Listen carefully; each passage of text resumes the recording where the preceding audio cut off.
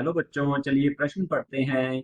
तो प्रश्न में दिया गया है कैंसर कोशिकाओं का दूरस्थ फैलना कहलाता है। तो हमारे पास विकल्प हैं ऑन्कोजीन्स, मेटास्टेसिस, प्रोटोऑन्कोजीन्स या फिर मैलिग्नेंट नियोप्लाज्म। तो इस प्रश्न की मुख्य अवधारणा के बारे में हम जान लेते हैं। तो यहाँ लिखेंगे मुख्य अवधारणा। मुख्य अवधारणा है इस प्रश्न की, हम कह सकते हैं कैंसर। कैंसर को कर्कटाबुर्द के नाम से भी जाना जाता है।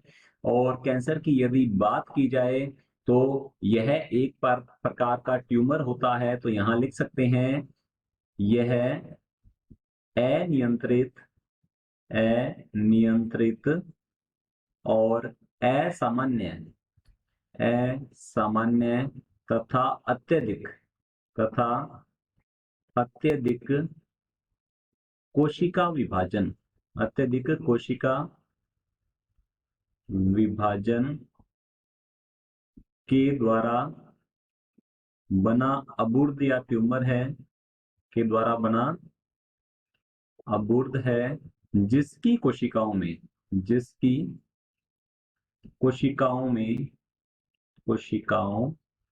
में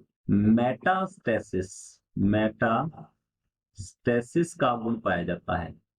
मेटास्टेसिस का गुण पाया जाता है।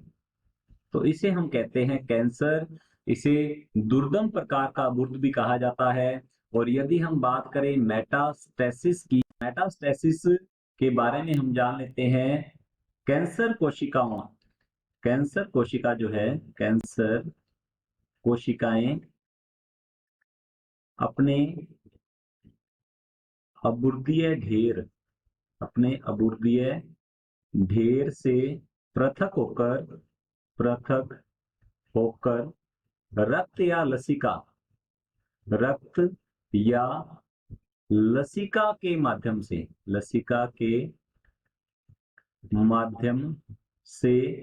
शरीर के अन्य भाग तक पहुंचकर अन्य भागों में जाकर अबूर्द उत्पन्न करता है, अबूर्द उत्पन्न करती है। कैंसर कोशिकाओं का ये जो गुण है, जिसमें वो अपने अबूर्द से मतलब जो ढेर है उससे अलग होकर रक्त या लसिका के माध्यम से शरीर के अन्य भागों में जाएंगी और वहां भी अबूर्द उत्पन्न कर देंगी, कैंसर उत्पन्न कर देंगी। और इसी कैंसर कोशिका के इसी गुण को कहा जाता है मेटास्टेसिस। और मेटास्टेसिस सबसे भयानक गुण है। तो हम यहाँ लिख सकते हैं यह कैंसर कोशिका का सबसे भयानक है। तो यहाँ लिखेंगे कैंसर कोशिका का सबसे भयानक गुण जो है वो यही होता है। तो चलिए देखते हैं हम विकल्प की ओर। विकल्प ए में दिया गया है ऑन्कोजीन्स। तो ऑन्कोजीन ऐसे जीन होते हैं जो कि कैंसर करने के लिए उत्तरदायी होते हैं। तो हमारा जो पहला विकल्प है ये गलत होगा, क्योंकि हमसे पूछा गया है कैंसर कोशिकाओं का दूरस्थ फैलना कहलाता है, परंतु ये तो कैंसर कारक होता है। आगे देखते हैं, दूसरा दिया गया है मेटास्टेसिस। जैसा कि हमने यहाँ पर अभी देखा है, मेटास्टेसिस हमारा दूसरा जो विकल्प है बिल्कुल सही उत्तर है।